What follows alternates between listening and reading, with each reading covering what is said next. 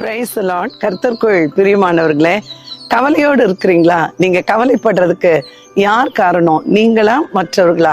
நீங்கள் தான் கவலைக்கு காரணம் என்பதை முதல்ல நீங்க உணரணும். எப்போ நம்ம ஒரு லக்கை நிர்ணயிச்சுட்டு அது நடக்கல கிடைக்கல அப்படின்னு அதையே யோசிச்சு அழுது கொண்டிருக்கிறோமோ அப்பதான் நம்முடைய வாழ்க்கை கவலை நிறைந்ததாய் மாறிடுது. இயேசு சொன்னாரு, கவலைப்படாதீங்க. ஏன் அப்படி சொன்னாரு?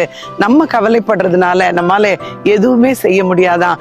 நம்முடைய கவலைகளை, நம்முடைய துக்கங்களை, நம்முடைய பாரங்களை எல்லாம் அவர் ஏற்றுக்கொண்டு நம்முடைய துக்கத்தை சந்தோஷமாய் மாற்றினவர். நீங்க இப்ப டிசைட் பண்ணுங்களேன், என்னுடைய வாழ்க்கையில என்னை கவலைக்குள்ளாக்குகிற எதையுமே நான் மைண்ட் பண்ண மாட்டேன்.